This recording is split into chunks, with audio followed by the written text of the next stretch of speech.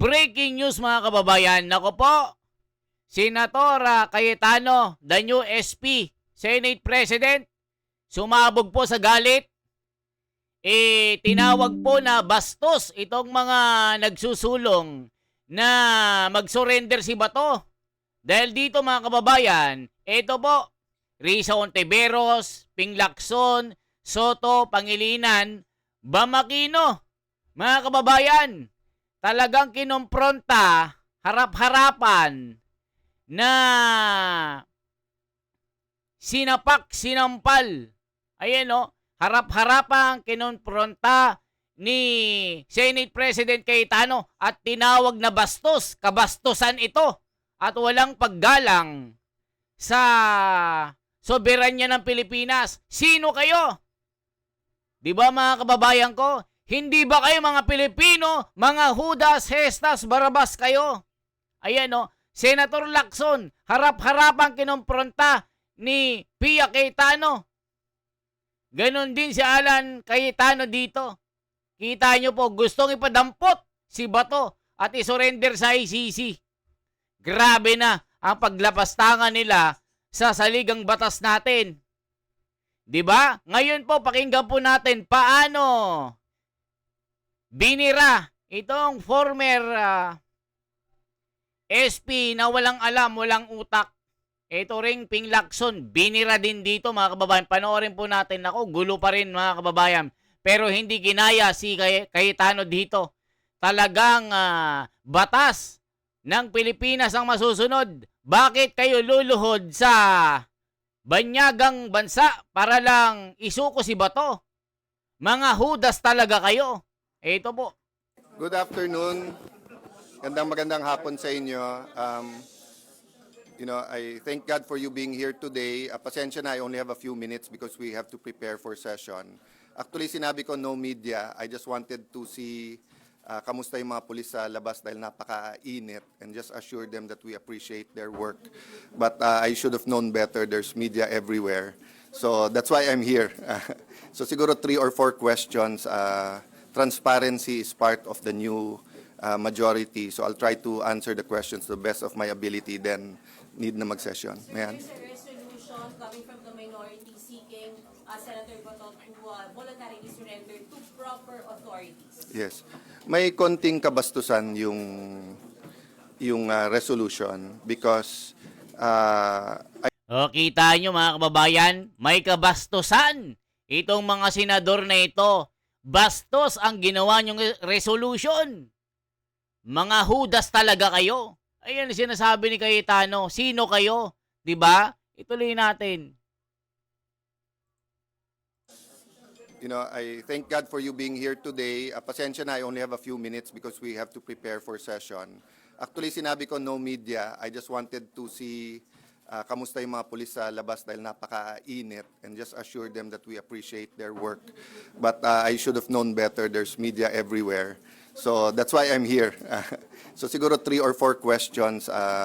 Transparency is part of the new majority. So I'll try to answer the questions to the best of my ability. Then need na mag-session. Sir, there's a resolution coming from the minority seeking Senator Bato to voluntarily surrender to proper authorities. Yes. May konting kabastusan yung resolution because I saw, assuming correct, I don't like making assumptions, pero assuming correct yung sinabi ni Senator Lacson that he will clarify ang point niya pag na-exhaust na lahat ng legal remedies. First and foremost, we've said that paulit-ulit-ulit. Para na kaming sirang plaka. Di ba? Na paulit-ulit that senators, just like any individual, can exhaust and should be given the ability to exhaust all legal remedies. And then pag na-exhaust lahat, then of course we will surrender them. Usually the senators themselves surrender themselves and we will assist. Put it like this, kung meron tayong hearing, pinipilit namin kayong ilagay yung source nyo. And then we held you in contempt. Tapos kayo'y kinustody ng editor nyo. At sinabi ng editor, hindi, merong karapatan ang reporter, wag sabihin kung sino source niya. What will you do? You'll go to court. Pero pag umabot hanggang Supreme Court yan, at dumating sa inyo na may warrant na legal, legitimate from a Philippine court at wala nang ibang usapan pa, ang editor mismo magsasabi sa inyo, we will protect your rights, dadaling ka, we'll make sure you're safe, but kailangan mo nang sumama. So walang difference dito. Sila ang nagpapalaki ng issue. So kahapon, nagsalita si Senator Pangilinan kung pwedeng hindi na pag-usapan yon, hindi pwede. In fact, baka malipat ito from the Committee on Rules and Public Order to the Committee on Ethics kasi so far lumalabas, it was really a plot to stop him from coming here. Even the NBI may statement ngayon na dun sa former majority, maayos sana yung pag-aresto. Hindi yun ang tradisyon sa Senado. So although the Senate President said his piece yesterday, so far ang sinasabi ng dating Sergeant at Arms at ng NBI Director is that nakita niya yung warrant at coordinated sa kanya. Kita nyo mga kababayan ko, coordinated po dito kay ex-SP Tito Soto na sinibak. Saan kayo nakakita mga kababayan na Senate President gusto niyang ipadampot itong kapwa niya senador? Isang hudas ito. Ayan o yung 5. Bam Aquino, Kiko Pangilinan, Tito Soto, Lacson na dati sinasabi niya pag may pirma na ang Korte Suprema at nalitis ng lokal na pamahalaan si Bato, saka lang natin isosurrender siya sa ICC. So ngayon mga kababayan, bumaliktad. Nagdoble kara itong honghang na ito. Risa Hontiveros. Sila po ang gustong isurrender itong si Bato sa ICC na ito. Lumuhod sa banyagang hukuman na hindi man lang ginalang ang soberanya natin. Nako po, kawawa kayo. Alam na. Kaya makikita nyo po, nakakalat ang mga agents all over the Senate yesterday. This is the first time that happened. Hindi po excuse yung akala mo hindi dadating. Pwede ba yun, akala mo hindi dadating? Pag may dumating dito, may dalang warrant. Kung may dumating dito, may dalang warrant for Senator Soto, for my sister, for Senator Jinggoy. Di ba? I will tell them, we will assist you. You can serve it. Oh, if the senator claims that he was denied due process, we'll allow him to file whatever sa court. Pag na-exhaust na yon at hindi, at meron pa rin warrant of arrest, this is a foreign warrant of arrest. We don't even know if it's valid or hindi. But how will you be treating this reso from the opposition? Will it sit up for debates later? Will you be voting, sir? We're the majority, sorry. The new majority, I'm so used to calling ourselves the minority, will meet on it, but even if 24 signed, that doesn't mean we will agenda it right away. Diba? But sa akin yon, ang pakiusap ko lang, ako, I tried my best. Diba? Nakita nyo naman speech ko, yung pakiusap ko yesterday. This is not the first attempt na hulihin siya or first attempt na to take over the majority. Pero parating may foul na ginagawa eh. Hindi na statesman's-like eh, di ba? They could have asked us, they could have saw us, the 5, and asked, ano bang plano? They could talk to us. They could talk to Senator Bato. Nandiyan siya. Hanggang gabi, nandito kami. Hindi nga natutulog yung tao. Magpa-file ka ng resolution. Di ba? Pang politika, yung ginagalit nila, base nila. You mentioned na mapupunta to sa ethics. Who will No, I said possible if the investigation shows that senators plotted to keep another senator from attending the session. That's a criminal offense. Diba? I agree with everyone who's saying na mabigat ang hinaharap natin sa ekonomiya natin. Inflation is so high, farmers, logistics, lahat ng transport, hindi lang to tricycle, taxi, jeepney, bus drivers, including yung mga naghahatid ng pagkain to, pati yung mga multinational na it's not easy to import, let's say, medicine, then get it to all the islands of the Philippines. Doble, triple yung logistics mo nun dahil gasolina o crudo or ano din ang gamit ng mga vapor. Tapos yung diesel din ang gamit ng mga truck. So we want to shift to that. But sila ang stuck sa hindi na sila majority. But in your preliminary, We'll discuss muna with the new majority. But bunsod na nga ng aking damdamin kanina yon nung nakita ko lahat ng pulis. 'Di ba? Kawawa naman yung pulis. They should be manning their post. They should be at least not exposed sa araw, bringing those heavy gears, 'di ba? Pero we're creating this tense situation. But in your preliminary investigation, sir, may lumalabas ba ng active plot para arestuhin si Senator Bato nung Monday? May active plot from colleagues na arrest para Yun ang sinasabi ng NBI na alam at ang sinabi hulihin siya. Were you aware also? Because sabi ni Senator Ping, Cayetano siblings were apparently aware, kaya nandun daw siya sa sakyan ninyo. Yeah, I think my sister will speak about that. Ako, natural, aware ako. Nagsalita ako doon at sinabi ko that he's coming into the building. Kaya sila gulat na gulat dahil every time na magpapalit, gumagawa ng paraan na takutin siya na wag pumunta dito. Saan kayo nakakita? Nung wala dito, no work, no pay, nasaan ka, magpakita ka, mag-resign ka na lang kung ayaw. Nung nagpakita, huhulihin mo. Ngayon na nandito na, gusto mo namang isuko. Pero sir, nakita niyo ba so far sa preliminary investigation niyo na may active plot for your I don't wanna go beyond what I said already because I'm going to meet the majority. I'm going to look at all the reports. Basically, inulit ko lang yung sinabi ko ngayon, yung sinabi ko sa podium yesterday, di ba? Nung nagsalita si Senator Soto, sabi niya ganito ganyan, binasa ko yung sinabi ng Sergeant at Arms. Sabi ng Sergeant at Arms, hindi. Not only 7 a.m., 2 p.m. pinakita pa rin sa inyo.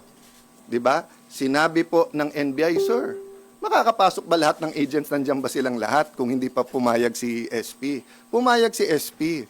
So, hanggang dun lang muna ako, di ba? I'm just saying that we're trying to shift to the bigger picture, which is the spiritual, financial, economic, social well-being of our country, not only the political.